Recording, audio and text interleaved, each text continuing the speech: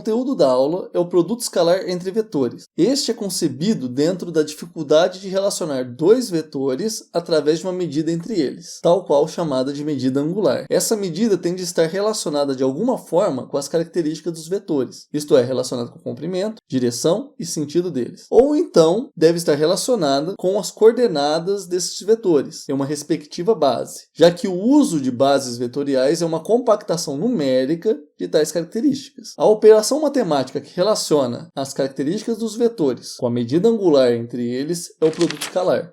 Tendo em mente isso, veremos sua definição, propriedades, a diferença entre ângulo e medida angular e como esta operação está intimamente relacionada com a projeção vetorial. Começamos trabalhando vetores através de seus representantes, já que vetor é uma classe de equipolência. Então vamos começar utilizando seus representantes para distinguir ângulo de medida angular. Lembrando, uma vez que vetor não tem posição fixa no espaço, podemos ter mais de um representante para o mesmo vetor. Escolhemos então representantes cujos pontos de origem sejam os mesmos. Aqui temos que os ângulos AOB e CMD são distintos devido ao fato dos pontos O, A e B serem pontos diferentes dos pontos M, C e D. Sendo assim, os ângulos são definidos por locais específicos no espaço, derivado dos pontos que os compõem. Apesar desses dois ângulos serem diferentes, a abertura angular que eles representam tem a mesma medida. Portanto, dizemos que os ângulos AOB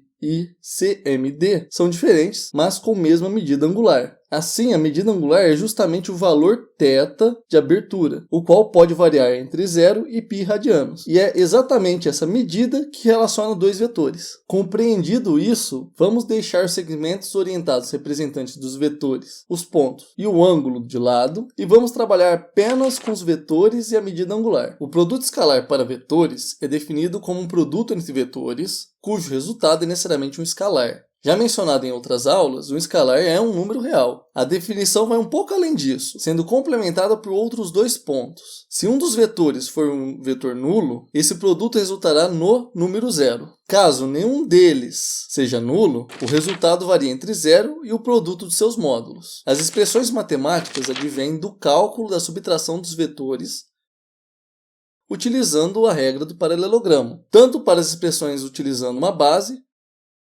quanto para as expressões utilizando o módulo dos vetores.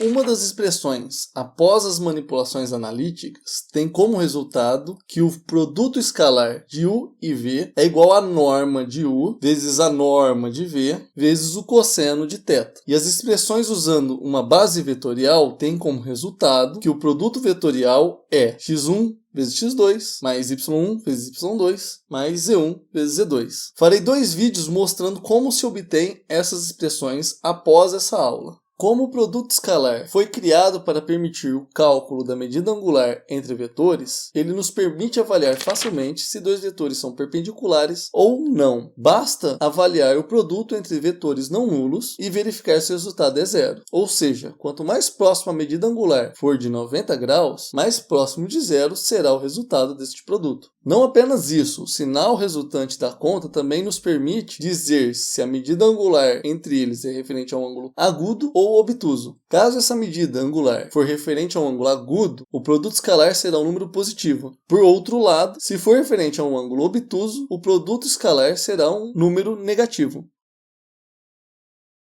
Por fim, e não menos importante, vale ressaltar que as propriedades distributivas e também a propriedade comutativa são válidas para essa operação matemática. Agora temos base para entrar na projeção de um vetor em outro. Isso é algo que deve soar familiar por conta do uso de vetores no ensino médio e a projeção de tais vetores em suas respectivas bases ortonormais. Dados dois vetores U e V, onde θ é medida angular entre eles, para projetarmos um vetor ortogonal ao vetor U, podemos fazê-lo descobrindo qual vetor, que substituindo o vetor V, resulte no vetor ortogonal ao vetor U. A este vetor P se dá o nome de vetor projeção ortogonal de V sobre U. Note que a palavra ortogonal é sinônimo da palavra perpendicular. Uma outra maneira de encarar isso é pensar que estamos usando a orientação de U para decompor o vetor V numa soma de vetores cujos elementos são um vetor paralelo ao vetor U e um vetor ortogonal ao vetor U. O vetor projeção P é único e é descrito pelo produto escalar dos vetores V e U, uma vez que usamos a subtração de vetores para determiná-lo. Assim, pode ser escrito tendo como módulo igual ao produto escalar de V e U, dividido pelo módulo de U e sua orientação é no sentido do versor U.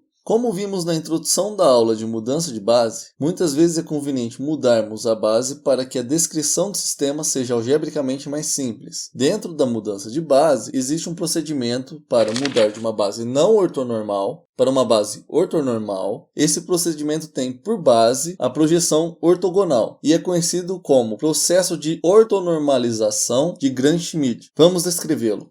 Seja E a tripla ordenada E1, E2, E3 uma base não ortonormal, começamos transformando E1 num vetor unitário I ao dividi-lo por sua norma. Agora, usando a projeção ortogonal do vetor E2 sobre I, achamos assim o vetor Q2, que ao dividi-lo por sua norma, temos o vetor J. Por fim, fazemos a mesma coisa para o vetor E3, usando a projeção ortogonal do E3 sobre J para determinar Q3, e assim dividi-lo por sua norma para obtermos K. Ao final desse processo, temos uma nova base que tem cada um dos vetores ortogonais e unitários, ou seja, uma base ortonormal. Finalizamos nossa aula por aqui. O link para o quadro de aula se encontra na descrição. Se tiverem dúvidas, sugestões ou críticas, me deixem um comentário. Próxima aula, orientação de V3.